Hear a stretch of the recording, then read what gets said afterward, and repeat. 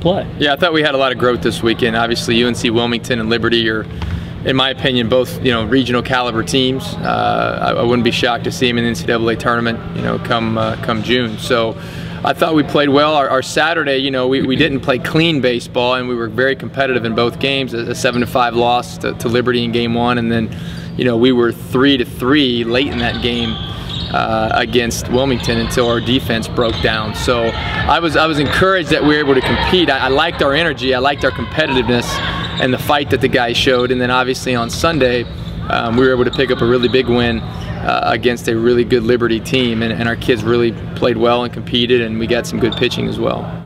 Yeah, Jake stepped up. I mean, he pitched extremely well. We thought he'd be a good matchup. We were uncertain who we were going to start against Liberty in the second game, but then once we had the opportunity to see him the first time around, I thought he would match up relatively well, and he did. He performed extremely well. He pounded the strike zone. He had 2 or 3 different pitches working for him, and he showed a lot of poise. And that's the part for me with all of our freshmen so far, is they've showed some poise in these situations against quality teams. So I hope we can continue to get that out of Jake. Your lineup.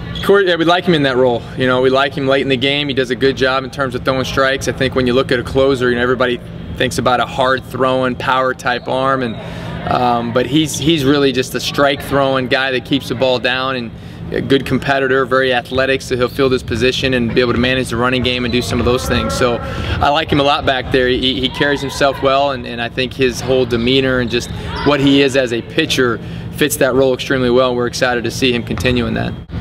Well, it's good to see Mitch get off to a good start. With any young player, we knew coming in he was going to be a good offensive player, and he's done that early on. You hope that those guys get off to good starts so they can build some confidence and parlay that throughout the rest of the year. So we're encouraged by his start, and obviously, we know what we can expect from Jake. Even though he had a rough first weekend, I wasn't shocked that he came back and had a good second weekend, and we expect him to continue to do that the rest of the year. So those two guys performing for us offensively are a big plus, and as we talked about before with some of the injuries that we've incurred on the offensive side of the ball, that we are going to have some guys step up, and Mitch as a young player has done that relatively well thus far.